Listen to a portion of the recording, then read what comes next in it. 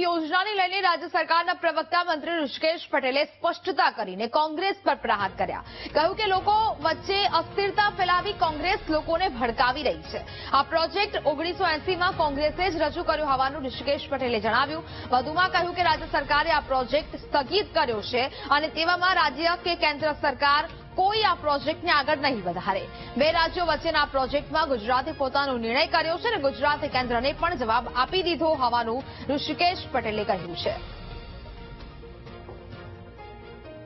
હવે આ કોંગ્રેસ પાસે કોઈ મુદ્દા નથી, એટલે એવા મુદ્દા લોકોને ભડકાવાના, ખોટી વાતો, ભ્રામક વાતો ફેલાવી અને અસ્થિરતા ફેલાવી અને લોકોમાં રૂમર્સ દ્વારા એમની લાગણીઓને એમનો સમય બગાડવાનું કામ કરી રહી છે.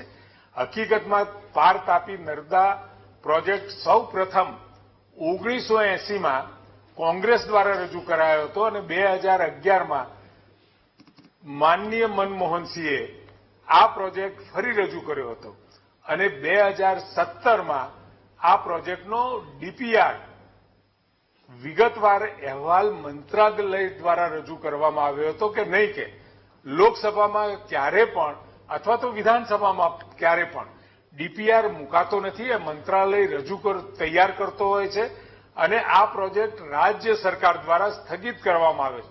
જે તે વખતે આદરણીય મુખ્યમંત્રીશ્રીએ ગજેન્દ્ર શેખાવતજીને પણ કાગળ લખ્યો હતો અને એનો પણ આપણને જવાબ પણ મળ્યો હતો.